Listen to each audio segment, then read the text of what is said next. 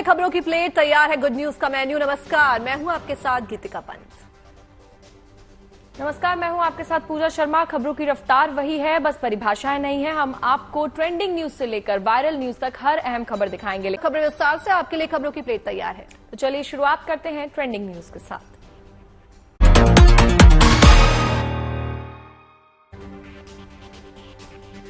तो नौसेना को मिले 3 नए युद्ध, आईएनएस सूरत, आईएनएस नीलगिरी और आईएनएस वागशीर को प्रधानमंत्री मोदी ने किया नौसेना में शामिल।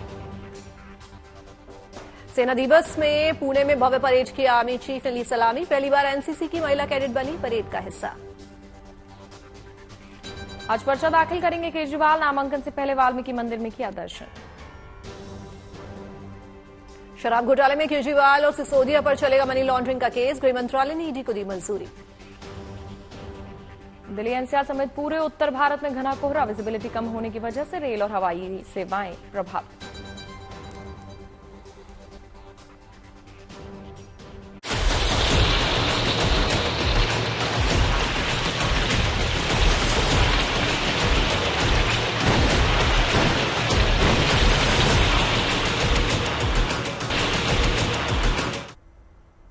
तो भारतीय नौसेना को आज मिल गए 3 नए सिपह सालार। प्रधानमंत्री मोदी ने आज मुंबई डॉकयार्ड में 3 युद्धपोतों को नौसेना में शामिल किया।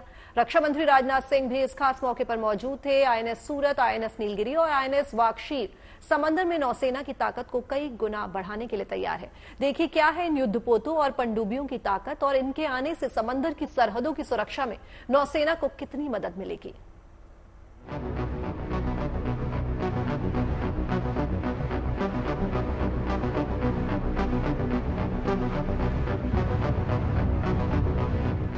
आईएनएस सूरत, आईएनएस नीलगिरी और आईएनएस वागशीर, समंदर के 3 नए योद्धा जिन्हें आज नौसेना का सिपह सालार बनने का गौरव हासिल हो गया। प्रधानमंत्री मोदी ने आज मुंबई के नौसेना डॉकयार्ड में लहरों के इन लड़ाकों को नौसेना में शामिल किया। ये पहली बार हो रहा है जब एक डिस्ट्रॉयर, एक फ्रिगेट और एक सबमरीन, तीनों को एक साथ कमीशन किया जा रहा है। और सबसे गर्व की बात कि ये तीनों frontline platforms made in India है। अब आधुनिक तकनीक से लैस ये तीनों ताकतवर युद्धपोत और पनडुब्बी दुश्मनों पर कहर बरपाने के लिए तैयार हैं। 3 तरफ से समंदर से घिरे हिंदुस्तान के लिए समंदर के रास्ते दुश्मनों की साजिश का खतरा भी 3 गुना बढ़ जाता है। लेकिन अब एक साथ इन तीनों योद्धाओं के नौसेना में शामिल होने से समुद्री सीमाओं की निगहबानी में नौसेना की ताकत और बढ़ गई है। इनमें से आईएनएस सूरत एक डिस्ट्रॉयर है। ये P-15 guided missile destroyer project का चौथा और अंतिम युद्धपोत है। इसकी लंबाई 163 मीटर है। बीम की चौड़ाई 17.4 मीटर है।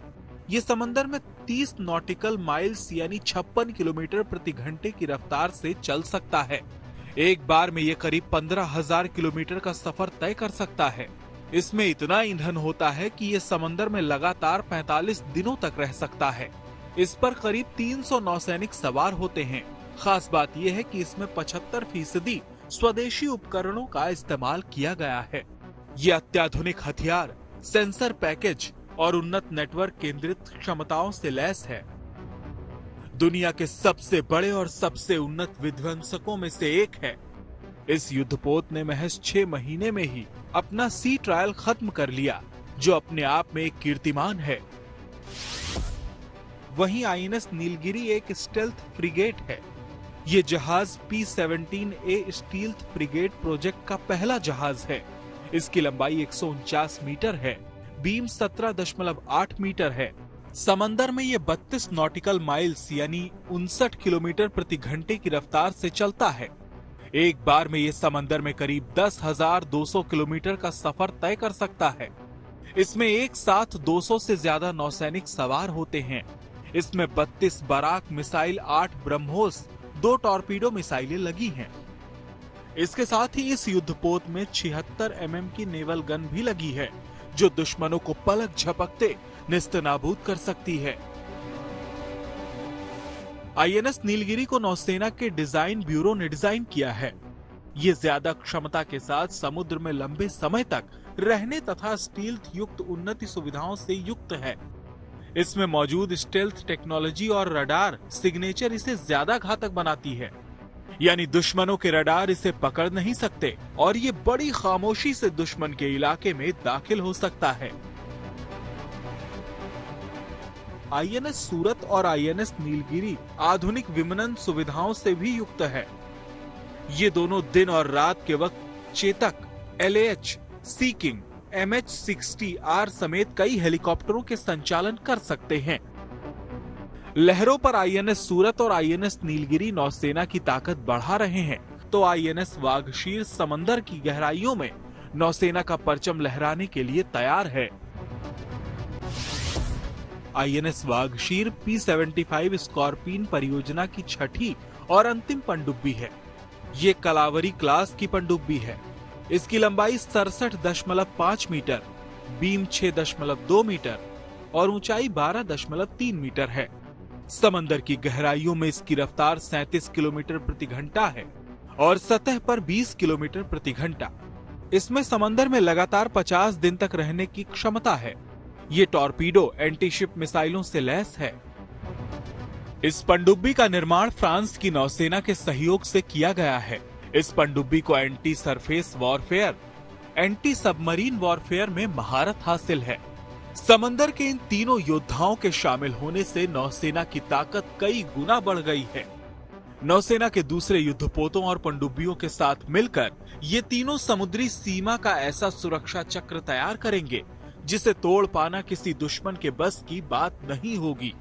शिवानी शर्मा के साथ bureau report, good news today.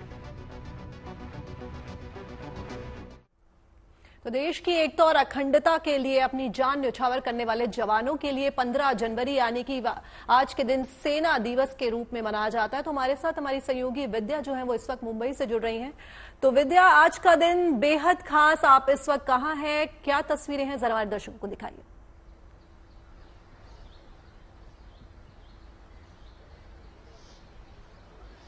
जी देखिए, इस वक्त मुंबई में प्रधानमंत्री के आने के वजह से क्योंकि काफी सारे इवेंट्स आज हैं, अटेंड कर रहे हैं वो, जैसे कि अभी सबसे पहले हमने देखा वो नेवल डॉकयार्ड पे ये 3 जहाजों को उन्होंने कमीशन किया और उसको हरी झंडी दिखाई। अब उसका इस्तेमाल हो सकता है नेवी में देश की सुरक्षा के लिए। तो इस कमीशनिंग के बाद वो अब महाराष्ट्र में जो MLAs और MLCs हैं जो चुन के आए हैं महायुति के, तकरीबन 300 से ज्यादा MLA MLCs हैं, उनके साथ एक लंच का प्रोग्राम है। वहीं इंडियन नेवल शिप आंग्रे का एक ऑडिटोरियम है नेवल एरिया में ही, वहीं पर वो मिलेंगे वहां से। तो सारे MLAs MLCs में इस वक्त विधान भवन में खड़ी हूं, यहां से गए हैं। इसके बाद ये प्रोग्राम जैसे ही खत्म होगा, जहां पर वो मार्गदर्शन करेंगे लोगों का, MLAs और MLCs का, कि किस तरह से डेवलपमेंट को इस तरह से ले जाए महाराष्ट्र में ताकि लोग जो हैं इस सरकार से खुश रहे। तो ये इन सब बातों के बाद मीटिंग के बाद, और काफी सारे हमने लोगों से यहाँ पूछा था यहाँ MLA MLC से। जी विद्या, 2 युद्धपोत और पनडुब्बी, तो कितना बड़ा इजाफा इसे इंडियन नेवी की ताकत में माना जाएगा?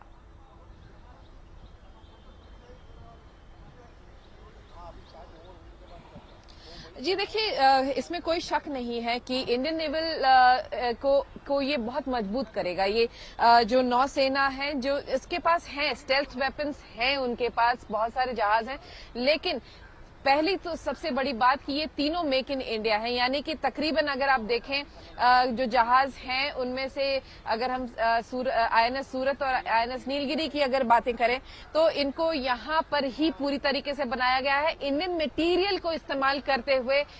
तकरीबन 75% मेक इन इंडिया ही है। बस एक चीज जरूर है कि फ्रांस के लोगों से साथ मिलकर ये बनाया गया है, लेकिन पूरी तरीके से यहीं पे बने हैं। ये तीनों के तीनों और यही वजह है कि बहुत बड़ी उपलब्धि इसको अगर आप देखें तो एक लोगों में दूसरे देशों में एक संदेश जाता है कि किस तरीके से भारत अपने आप ये stealth weapons, front line strength weapons जो किसी भी वॉर में सबसे ज्यादा काम आ सकते हैं, अटैक फॉर्म में अगर कोई अटैक कर रहा है तो उससे उसे बचाव डिफेंस में भी कर सकते हैं और साथ ही कहीं अगर अटैक करना है तो वो भी कर सकते हैं। स्टेल्थ वेपन्स हैं ये तीनों के तीनों और बहुत ज्यादा सुरक्षा को एक नई ऊंचाई तक ले जाएंगे, यही मानना है सारे विशेषज्ञों का। और इसी वजह से क्योंकि दो चीजें हैं, देखिए एक तो ये कि मेक इन इंडिया की वजह से एक मैसेज जाता है बाहर कि हम अपने आप बना सकते हैं ये सारी चीजें जो कि अपने आप को हम बचाने के लिए अब कर रहे हैं। और साथ ही इसके अलावा जो दूसरी सबसे बड़ी अहम बात है, ये सब स्टेल्थ वेपन्स हैं जो नेवी को और मजबूत करेंगे। जैसा कि आप थोड़ी देर पहले कह रहे थे कि तीनों तरफ से देश पानी में से घिरा हुआ है और इसकी वजह से नेवी को मजबूत करना ये बहुत जरूरी है। और जैसा कि हमने देखा, प्रधानमंत्री ने जिक्र भी किया शिवाजी महाराज का, जो कि उन्होंने नेवी को एक नए आयाम दिए थे। जब मराठा रूलर जो थे शिवाजी वो रूल कर रहे थे तो नेवी का बहुत इस्तेमाल किया था और उसको स्ट्रैटेजिकली इस्तेमाल करते हुए काफी सारी लड़ाइयां लड़ी थी, तो उसका जिक्र भी प्रधानमंत्री ने किया और साथ ही कहा कि किस तरीके से ये जो 3 फ्रंट लाइन अभी स्टेल्थ वेपन्स आप कह लीजिए कि जो मिले हैं देश को, ये बहुत ज्यादा कारगर होंगे और अब नेवी अब इनको इस्तेमाल कर सकती है, इससे अपने जो इरादे हैं उसे और मजबूत कर सकती है, अपने आप को बचा सकते हैं हम। ये एक बहुत बड़ा एक मैसेज है। बिल्कुल विद्या, जैसा कि प्रधानमंत्री ने भी कहा कि बहुत ही गौरवशाली इतिहास रहा है इंडियन नेवी का और बहुत बहुत धन्यवाद आपका ये तमाम जानकारी हम तक पहुंचाने के लिए। तो देश की सामरिक शक्ति में 2 युद्धपोतों और पनडुब्बी के शामिल होने से और इजाफा हुआ है। रक्षा क्षेत्र में भी भारत की आत्मनिर्भरता बढ़ती जा रही है, लेकिन भारत खुद को मजबूत दूसरों पर आक्रमण करने के लिए नहीं बल्कि खुद की सुरक्षा के लिए कर रहा है। प्रधानमंत्री मोदी ने आज के इस शुभ अवसर पर कहा कि भारत में विस्तारवाद की नहीं विकासवाद की भावना है। 15 जनवरी के दिन को आर्मी डे के रूप में भी मनाया जाता है। देश की रक्षा के लिए अपना जीवन समर्पित करने वाले प्रत्येक जाबाज को मैं नमन करता हूं। मां भारती की रक्षा में जुटे हर वीर वीरांगना को मैं आज के दिन बधाई देता हूं। साथियों, आज भारत की समुद्री विरासत नेवी के गौरवशाली इतिहास और आत्मनिर्भर भारत अभियान के लिए भी बहुत बड़ा दिन है। छत्रपति शिवाजी महाराज ने भारत में नौसेना को नया सामर्थ्य दिया था, नया विजन दिया था। आज उनकी इस पावन धरती पर 21वीं सदी की नेवी को सशक्त करने की तरफ हम एक बहुत बड़ा कदम उठा रहे हैं। ये पहली बार हो रहा है जब एक डिस्ट्रॉयर, एक फ्रिगेट और एक सबमरीन तीनों को एक साथ कमीशन किया जा रहा है। और अब बात आर्मी डे यानी कि सेना दिवस की। हर साल 15 जनवरी को सेना दिवस मनाया जाता है और 3 साल पहले तक नई दिल्ली के इंडिया गेट पर अमर जवान ज्योति पर शहीद सैनिकों को श्रद्धांजलि देकर इसकी शुरुआत होती थी। लेकिन पिछले 3 साल से दिल्ली से बाहर इसका आयोजन हो रहा है और इस बार पुणे के परेड ग्राउंड में आर्मी डे का आयोजन किया गया, जहां सेना प्रमुख जनरल उपेंद्र द्विवेदी की मौजूदगी में आम लोग भी भारतीय जवानों के शौर्य के गवाह बने। 77वें सेना दिवस के मौके पर लखनऊ के परेड ग्राउंड की वीरता भरी इन तस्वीरों के जरिए दुनिया भर में भारतीय सेना की ताकत से रूबरू दुनिया हुई।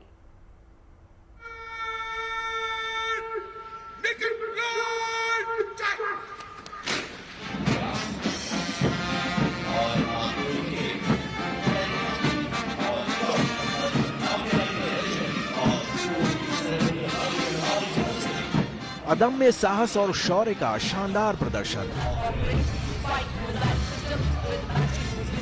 जमीन से आसमान तक शूरवीरों के पराक्रम का परिचय। देश भर में आज 77वां थल सेना दिवस यानी आर्मी डे धूमधाम से मनाया जा रहा है, जिसकी धमक खास तौर पर पुणे में दिख रही है।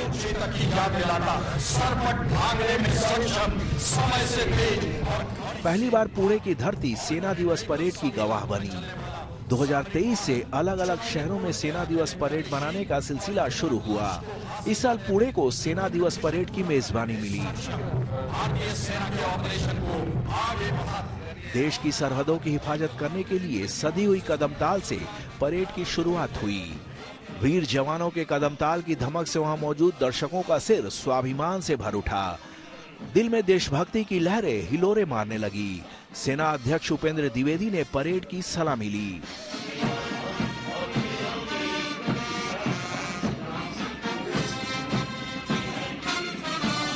भारतीय सेना ने देश नागरिकों के दिलों में एक विशेष स्थान बनाया है। देशवासियों का हम पर भरोसा और बेजोड़ प्रोत्साहन हमारे संकल्प और प्रतिबद्धता और मजबूत बनाता है। मैं देशवासियों को आश्वस्त करता हूँ कि भारतीय सेना एक प्रशिक्षित और युद्ध अनुभवी सेना है, जो राष्ट्र के सामने आने वाली हर चुनौती का सामना करने के लिए पूरी तरह सक्षम है। परेड में पहली बार झांसी की रानी की तरह साहस, राष्ट्र प्रेम और आत्मसम्मान का परचम लहराती एनसीसी गर्ल्स कंटिंजेंट परेड में शामिल हुई। साथ ही बेंगलुरु स्थित सैन्य पुलिस कोर केंद्र की एक महिला अग्निवीर टुकड़ी में शामिल हुई। एक सांस एक कदम एक बोल के साथ जब ये टुकड़ी सलामी मंच के सामने से निकली तो पूरा वातावरण तालियों की गड़गड़ाहट से गूंज उठा। सेना की सर्वोच्च परंपराओं का निर्वहन करते हुए अलग अलग रेजिमेंट की परेड जब जब सलामी मंच के सामने से गुजरी, आसमान से उन पर हेलीकॉप्टर से पुष्प वर्षा की गई। इस मौके पर देश के लिए सर्वोच्च बलिदान देने वाले शहीद सैनिकों को श्रद्धांजलि दी गई। उनके बलिदान को याद कर उनके घर वालों समेत देशवासियों का हृदय गर्व से भर उठा। आज सेना दिवस के अवसर पर मैं भारतीय सेना के सभी रैंक और पूर्व सैनिकों को यह निर्देश देना चाहूंगा, नाम नमक पर निशान की आधारशिला पर कायम हमारी परंपरा अनुसार देश की सेवा में अपने आप को पूर्ण रूप में समर्पित होने का प्रण। परेड के बाद शुरू हुआ भारतीय सेना का शक्ति प्रदर्शन। देश की आन बान और शान को बरकरार रखने के लिए हर पल सतर्क और चौकन्नी भारतीय सेना की ताकत और तकनीक से भरे इस प्रदर्शन से वहां मौजूद लोगों के दिलों में देशभक्ति का जोश उबाल मारने लगा। सबसे पहले BMP-2 सारथ आन बान शान से सलामी मंच के सामने से निकला। BMP-2 सारथ पैदल सेना का एक लड़ाकू वाहन है। इसका इस्तेमाल युद्ध के मैदान में पैदल सेना की गतिशीलता, सुरक्षा और मारक क्षमता बढ़ाने के लिए किया जाता है। पानी, पथरीली जमीन, हर तरह के इलाके में आसानी से चलने वाला स्पेशलिस्ट मोबिलिटी व्हीकल कपिध्वज और उसके पीछे लाइट स्पेशलिस्ट व्हीकल बजरंग जब वहां से गुजरा तो सभी इस आधुनिक वाहन को देखते रह गए। इसके बाद झांकी निकली ऑल टेरेन व्हीकल चेतक की। सभी इलाकों में आसानी से चलने वाला सामरिक वाहन। चुनौतीपूर्ण इलाके में भी युद्ध के लक्ष्यों को पाने में सक्षम ये व्हीकल कई तरह के मिशन को अंजाम दे सकता है। स्वदेशी पिनाका रॉकेट लॉन्चर सिस्टम देश के प्रमुख हथियार प्रणालियों में से एक है। किसी भी वातावरण में काम करने में सक्षम है। इसकी रेंज 75 किलोमीटर तक की है। 44 सेकंड में 12 रॉकेट दागने की इसकी क्षमता दुश्मन को बेदम कर सकती है। झांकी में ड्रोन जैमिंग सिस्टम की ताकत भी दिखाई गई। ये सिस्टम किसी भी दिशा में 10 किलोमीटर की रेंज तक ड्रोन का पता लगाने में सक्षम है। तेज गति से ड्रोन को जाम कर उसे गिराने की क्षमता रखता है। इसके बाद बारी आई घुड़सवार दस्ते की। इस टुकड़ी को कई गणतंत्र दिवस और सेना दिवस में शामिल होने का सम्मान मिला है। इस दस्ते ने भारत को कई राष्ट्रीय और अंतर्राष्ट्रीय ख्याति दिलाई है। पहली बार सेना दिवस परेड में ओलंपिक की झांकी शामिल की गई। सेना के शूरवीरों ने कई ओलंपिक और पैरालंपिक गेम्स में देश का परचम लहराया है। पुणे में आयोजित हुआ ये 77वां सेना दिवस है। 77वें सेना दिवस की थीम समर्थ भारत सक्षम सेना रखी गई। हमेशा की तरह इस बार भी सेना दिवस का फोकस सेना की क्षमताओं को प्रदर्शित करना रहा, जिससे एक मजबूत राष्ट्र के निर्माण में योगदान मिले। Bureau report, good news today. तो आर्मी डे के दिन साल 1949 में कुछ बहुत ही खास हुआ था। आइए इस दिन के इतिहास और महत्व को समझते हैं, जानते हैं कि हमारी सेना आज के दिन क्यों सेलिब्रेट करती है। तो आइए आपको ग्राफिक के माध्यम से समझाते हैं कि साल 1949 में जनरल के.एम. करियप्पा ने भारत के पहले सेनाध्यक्ष के रूप में अपना पद ग्रहण किया था। पहली बार भारतीय सेना की कमान एक भारतीय के हाथों में आई थी। ब्रिटिश राज के बाद ये भारत के सैन्य इतिहास का एक महत्वपूर्ण मोड़ था। जनरल करियप्पा ने 15 जनवरी को भारतीय सेना की कमान संभाली, इसीलिए इस दिन को हर साल भारतीय सेना दिवस के रूप में मनाया जाता है। सेना दिवस पर पहले पारंपरिक तौर पर दिल्ली के करियप्पा परेड ग्राउंड में एक भव्य परेड का आयोजन किया जाता रहा है। 2023 के बाद परेड का आयोजन देश के अलग अलग शहरों में किया जाने लगा। बेंगलुरु और लखनऊ के बाद इस बार ये परेड पुणे में आयोजित हो रही है। इस दिन सेना अपने आधुनिक हथियार और उपकरण प्रदर्शित करती है। इस दिन सैन्य अभ्यास, सांस्कृतिक कार्यक्रम और वीरता पुरस्कार भी दिए जाते हैं।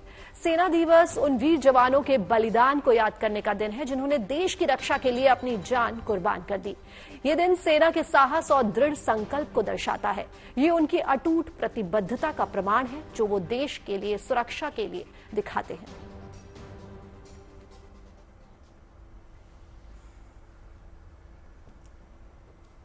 और अब आगे बढ़ते हैं। हम आपको बताते हैं कि नवे सशस्त्र सेना भूतपूर्व सैनिक दिवस की दिखाते हैं जो कल धूमधाम से मनाया गया। देश के अलग अलग हिस्सों में किस तरह मातृभूमि की रक्षा के लिए अपने प्राण न्यौछावर करने वाले वीर सपूतों और पूर्व सैनिकों को याद किया गया। ये 6 तस्वीरें, उसकी पहली तस्वीर श्रीनगर की है, आप देखिए। वहीं अखनूर में भी सशस्त्र सेना भूतपूर्व सैनिक दिवस की रौनक देखने को मिली।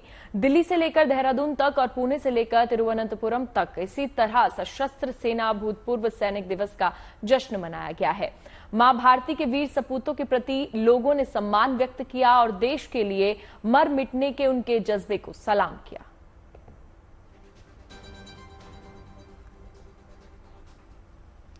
तो सेना के समर्पण भाव पर हर भारतीय को गर्व है, पीएम मोदी ने कहा। धूमधाम से मनाया गया है भूतपूर्व सशस्त्र सेना सैनिक दिवस। ये तस्वीरें आपको अलग अलग जगह की दिखा रहे हैं। दिल्ली, अखनूर, श्रीनगर की तस्वीर, कितनी धूमधाम से भूतपूर्व सशस्त्र सेना सैनिक दिवस मनाया गया।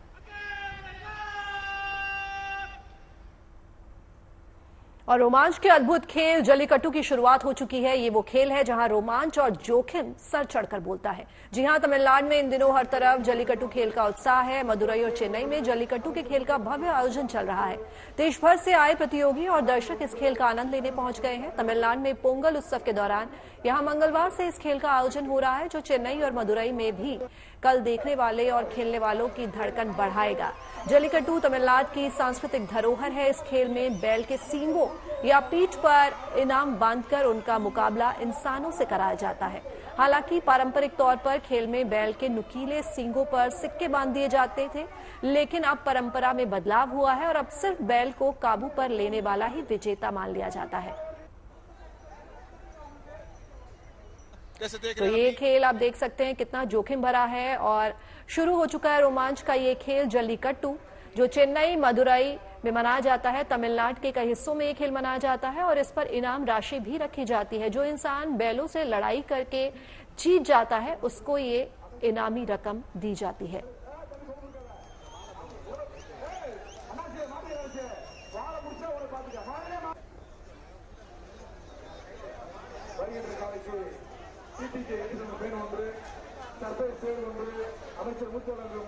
तो जल्लीकट्टू की ये तस्वीरें आप देख सकते हैं तमिलनाडु से कि किस तरह से इंसानों के साथ जानवर की जो है लड़ाई की जाती है, वो लड़ते हैं और उसके बाद जो भी जीतता है उसको इनामी राशि दी जाती है। पोंगल के वक्त, जब साल में पोंगल का उत्सव तमिलनाडु के लोग मनाते हैं, उसी वक्त ये जल्लीकट्टू भी वहां मनाया जाता है। जैसे देख रहे हैं तो तमिलनाडु में जल्लीकट्टू के खेल उत्साह के साथ खेला जा रहा है। आप तस्वीरें देख रहे हैं, आपको दिखाते हैं चेन्नई में खेले जा रहे जल्लीकट्टू के रोमांच की तस्वीरें, जहां पर लोग बैल के साथ अपनी ताकत की आजमाइश कर रहे हैं और जीतने के लिए बैल को काबू करने में जुटे हुए हैं। तमिलनाडु में कई जगहों पर जल्लीकट्टू की प्रतियोगिता का आयोजन किया जाता है, जिसमें कई टीमें भाग लेती हैं। बैल को काबू में कर लेने वाले खिलाड़ियों को पुरस्कार भी मिलता है। दूर दूर से लोग भी ये खेल देखने के लिए आते हैं और रोमांच का अनुभव करते हैं। हाल की जल्लीकट्टू का दूसरा तो बहुत इंपॉर्टेंट अभी है, यह है पार्लियामेंट, जहाँ पे देख रहे हैं अभी जल्लीकट्टू हो रहा है और एक बुल को एक बुल टेमर ने पकड़ लिया है। और ये रूल्स वेरी सिंपल है, वो ऊपर देखेंगे तो एक रोप होगा, उस रोप को उस बुल टेमर यहाँ से चेस कर बुल के साथ चलेगा तो वो बुल टेमर को विक्टोरियस कंसिडर करते हैं। या फिर जब वो बुल वाड़ीवासल यानी सेक्रेट गेट से बाहर आ रहा है, उस वक्त उस बुल का तिमिल या शोल्डर हम्प को पकड़कर वो 3 बार वो स्पिन करेगा, तो उस स्पिन तक वो होल्ड ऑन कर सकता है, तो उसको विनर कंसिडर करते हैं और उसको डिक्लेयर कर उनको प्राइज देते हैं। आज का दूसरा इंपॉर्टेंट जल्लीकट्टू अभी तमिलनाडु पे हो रहा है, पार्लियामेंट डिस्ट्रिक्ट पे, और जहां देख रहे हैं वो है वाड़ीवासल। उससे बुल्स को रिलीज कर रहे हैं। एक बुल अंदर आने के बाद उसके एक मुकड़ा गैर बोलते हैं, एक रोप जो नोज के अंदर जाता है उसको वो कट करेंगे, उसके बाद वो रिलीज होगा। उस वक्त बुल टेमर्स को पकड़ना पड़ेगा।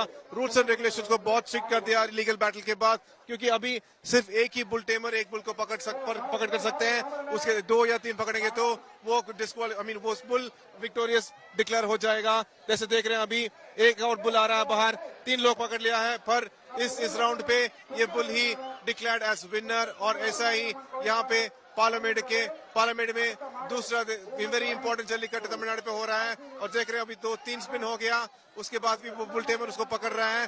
बुल टेमर को बुल की हॉर्न या लेग को पकड़ने का भी अलाउड नहीं है, ऐसा वो यहाँ पे प्ले कर रहे हैं। और जैसे देख रहे हैं एक और बुल अभी बाहर आ रहा है, वहां से ऐसा यहाँ पे पकड़ लिया उसने, ऐसा वो क्रॉस भी कर दिया। ऐसा तो इस साल का वेरी इंपॉर्टेंट पार्लियामेंट जल्लीकट्टू मट पोंगल के दौरान यहाँ पे हो रहा है। ब्रिजविन के साथ प्रमोद माधव।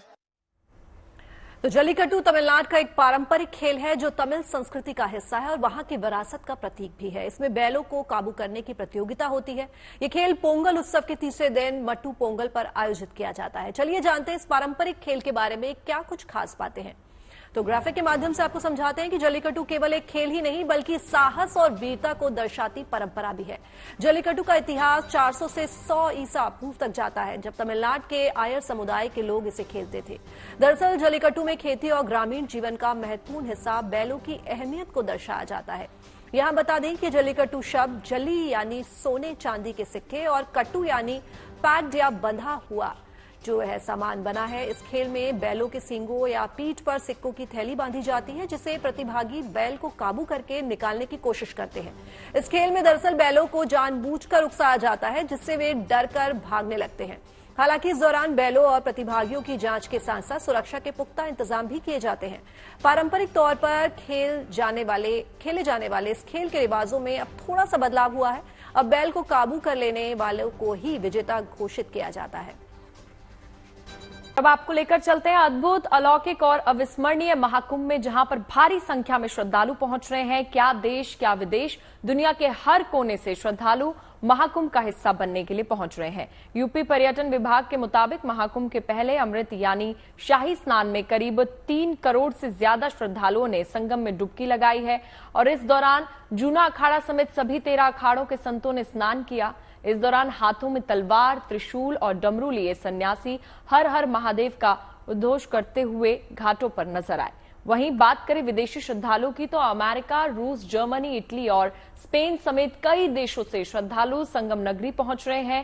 पहले शाही स्नान में विदेशी साधु सन्यासी भी शामिल हुए। भारतीय संस्कृति और सनातन धर्म के प्रति आकर्षण के चलते ये लोग प्रयागराज पहुंचे हुए हैं।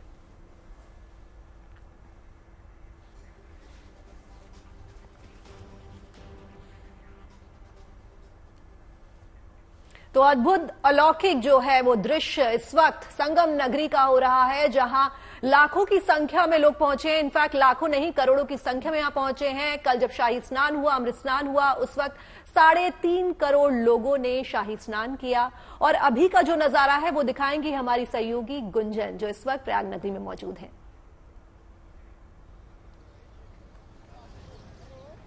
जी गुंजन, अभी आप प्रयागराज में मौजूद हैं। आज फिलहाल वहां पर क्या नजारा देखने को मिल रहा है, तस्वीरें दिखाइए।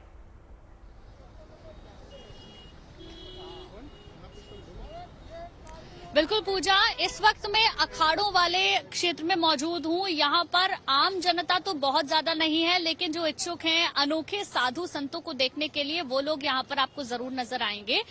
ये अगर 2 दिनों के मुकाबले में आज देखूं तो भीड़ काफी कम है। कल बीता हुआ कल और उससे पहले के दिन भीड़ बहुत ज्यादा थी, संख्या बहुत ज्यादा थी, क्योंकि कुंभ का शुभारंभ हुआ था। उसके बाद कल मकर संक्रांति का अमृत स्नान था, तो ऐसे में जो तमाम श्रद्धालु थे उनकी संख्या बहुत ज्यादा थी। आने जाने में लोगों को सिर्फ पैदल ही चलना पड़ रहा था, लेकिन आज कुछ वीआईपी वीवीआईपी की गाड़ियां अंदर जा रही हैं। अब मैं बात लोगों से भी करूंगी। कहाँ से हैं आप? नागपुर, महाराष्ट्र। देखिए, आप ये अखाड़े वाले पूरे इलाके में आए हैं, तो जाहिर सी बात है आपने अनोखे बाबाओं को भी देखा होगा। बताएं कि कौन कौन से बाबा देखे और क्या उनमें अलग लगा?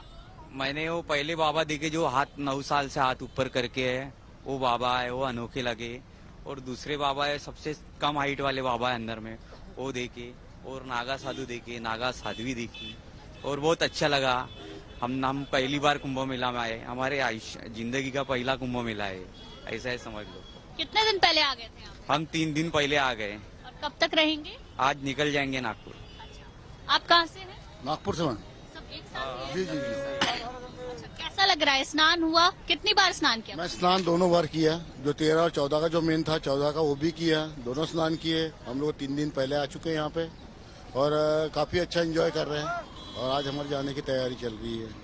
अखाड़ों में क्या क्या देखा? अखाड़ों में अपना शाही संदल निकाह है, साध्वी माता और नागा साधु और छोटे छोटे साधु लोग, और बहुत अच्छा लगा यहाँ देखे। और योगी आदित्यनाथ जी ने यहाँ पे महाकुंभ का बहुत अच्छे से तरीके से लोगों व्यवस्था की है, बहुत अच्छा लग रहा है हमारा। तो देखिए, ये जो अखाड़ों वाला पूरा हिस्सा है धर्म मार्ग है, ये स्वास्तिक बना हुआ है यहाँ पर। उससे आगे जाएंगे तो अश्व मार्ग होगा। यहाँ पर आपको साधु संतों की एक अलग दुनिया, एक अलग संसार बसा हुआ नजर आएगा, जहाँ पर खड़ेश्वर बाबा भी हैं जो कई सालों से खड़े हुए हैं, झूले वाले बाबा भी हैं जो झूले पर ही रहते हैं, स्नान भी ऐसे ही करते हैं। एक बाबा है जो एक हाथ ऊपर किए हुए हैं 9 सालों से, और ये प्रण 9 साल से शुरू हुआ है, उससे पहले कई ऐसे प्रण वो ले चुके हैं। साधु हैं, अपनी साधना में डूबे हुए हैं, और किसी भी साधना की वजह से ही हम इस तरीके का कोई हठ योग कर सकते हैं, वरना आप और हम अगर इस बात को सोचे भी तो कल्पना से भी ये परे लगता है कि ऐसा कैसे संभव है। आप कहाँ से हैं? सागर सागर से। सागर से यहाँ पर आए हैं स्नान करने के लिए। स्नान हो गया आपका? हाँ, हो गया। कैसा रहा? बढ़िया रहा। आप कहाँ से हैं? आरा से। हाँ, स्नान हुआ? हो गया, आराम से हुआ? खूब अच्छे से हुआ। अच्छा, एक ही दिन की थी या 2 दिन की थी? नहीं, हम तो 4 दिन से आज आए हैं। अच्छा, 4 दिन से आए हैं। हाँ, खूब अच्छा लगा। हाँ, तो देखिए, भोजपुर संत सेवा आश्रम में रह रहे हैं। हाँ, अपने महात्मा के यहाँ रह रहे हैं। आज 4था दिन है। तो देखिए, कई ऐसे भक्त भी हैं, श्रद्धालु भी हैं जो अपने अनुयायियों के यहाँ पर रह रहे हैं। जो अखाड़ों के संत हैं उनकी ओर से भी कुछ यहाँ पर बंदोबस्त किए गए हैं, बल्कि जो शाही स्नान, जो अमृत स्नान भी हुआ, कुछ अनुयायी हर एक अखाड़े और अपने महामंडलेश्वर के स्नान के बाद ही स्नान किए हैं। तो ऐसी भक्ति, साधना, आस्था, भक्ति, श्रद्धा का ये मेला है। और महाकुंभ में जहां लोग जो हैं भारत से तो आ ही रहे हैं, लेकिन विदेशों से भी यहाँ लोग पहुंच रहे हैं। क्या अमेरिका, क्या स्पेन, क्या जापान। हम देख रहे हैं कि जो श्रद्धालु हैं वो देश भर से महाकुंभ में स्नान के लिए पहुंच रहे हैं। बहुत बहुत धन्यवाद आपका गुंजन इस तमाम जानकारी के लिए। और अब आपको लेकर चलते हैं मुंबई के खारघर में पिछले 12 वर्षों से बन रहा है इस्कॉन मंदिर। अब बनकर जो है वो तैयार हो चुका है। आज प्रधानमंत्री नरेंद्र मोदी इस मंदिर का लोकार्पण करने वाले हैं। भगवान श्री कृष्ण को समर्पित इस मंदिर का नाम श्री श्री राधा मदन मोहन जी मंदिर रखा गया है। ये एशिया का दूसरा सबसे बड़ा इस्कॉन मंदिर है। इससे पहले 12 अक्टूबर 2024 को प्रधानमंत्री इस मंदिर का दौरा भी कर चुके हैं। खारघर के सेक्टर 23 में बना ये मंदिर 9 एकड़ में फैला हुआ है। एक रिपोर्ट के मुताबिक इसे 170 करोड़ की लागत से तैयार किया गया है।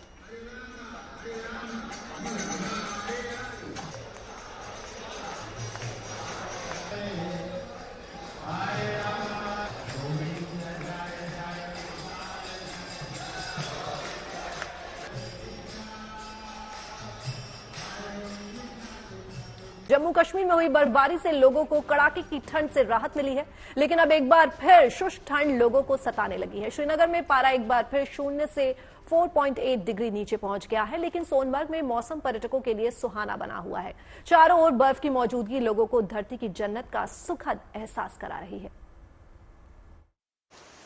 हम हर बार ये बात करते थे कि कश्मीर जो है आजकल गहने की तरह चमक रहा है, सब तरफ बर्फ की खूबसूरत सफेद चादर, और जब धूप निकलती है तो सब निखर उठता है। आज आपको दिखाना चाहते हैं कुछ ऐसे नजारे जो आपका मन मोह लेंगे। हम इस वक्त सोनमर्ग में हैं, यानी कि कश्मीरी में इसको सोनमर्ग कहते हैं और इसका मतलब है सोने की घाटी।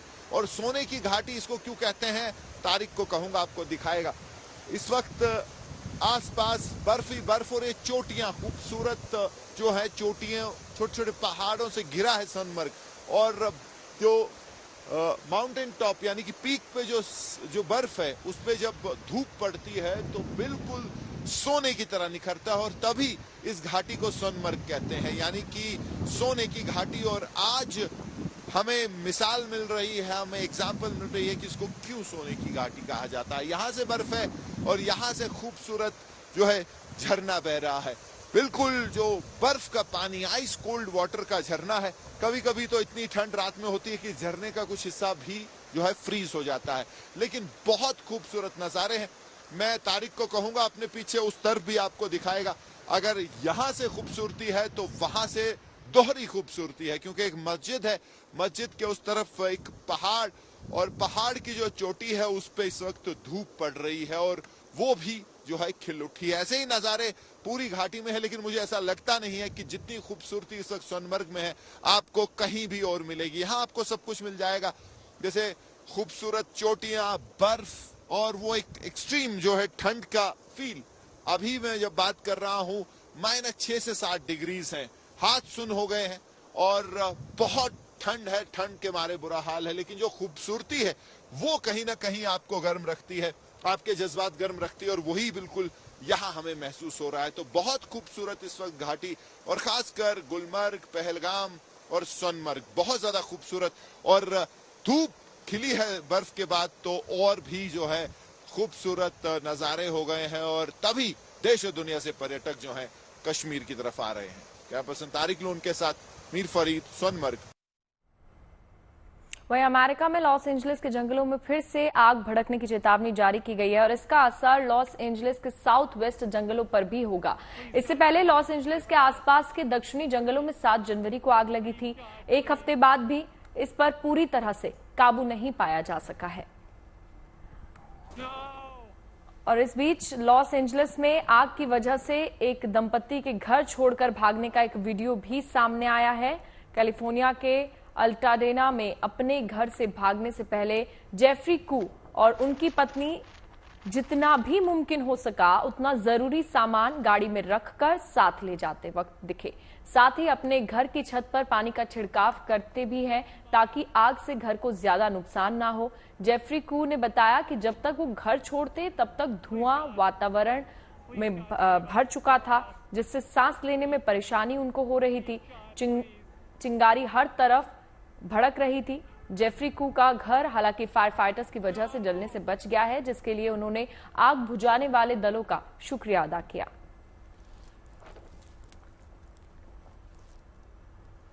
और लंच टाइम में हम आपको प्रेरित करने वाले विचार दिखाते हैं। आइए अब देखते हैं आज का विचार। महात्मा बुद्ध ने कहा है कि आप जैसा सोचते हैं आप बिल्कुल वैसे ही बनते हैं, इसलिए अच्छा बनने के लिए हमेशा अच्छा सोचिए।